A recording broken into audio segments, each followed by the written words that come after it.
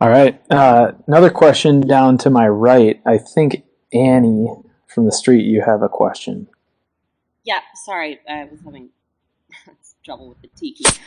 So, Gene, I wanted to revisit your the point you were making earlier about what it's going to take to sort of get investors into the mode of seeing Apple as a consumer staples company and looking at the quarters ahead. And as Apple rolling out this slate of new services and kind of seeming to emphasize the watch more and the wearables, like what are you expecting to see over the next few quarters that could kind of drive that thinking forward?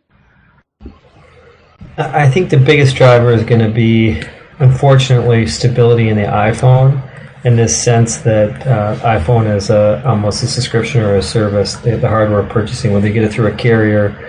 The other pieces, if you look at what's going on wearables, it's quite impressive. Wearables right now is called 8% of revenue. It's grown at 50% in the last couple of quarters, which is essentially in line with the growth that it's been at for the last couple of years.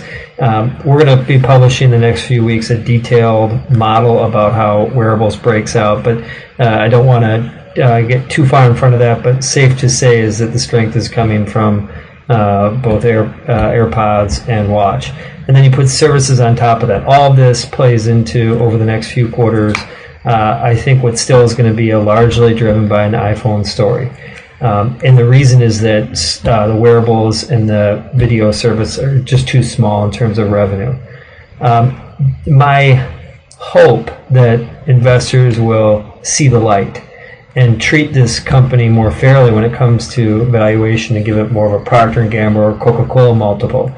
That hope may be optimistic, given what we're going to be doing is 2-3 quarters from now, we're going to be going into iPhone 5G.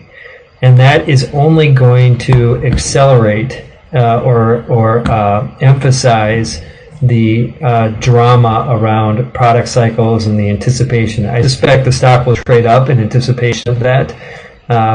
But I may be optimistic to think that breaking investors from a product cycle mentality is not as realistic going into what will be a major upgrade with 5G.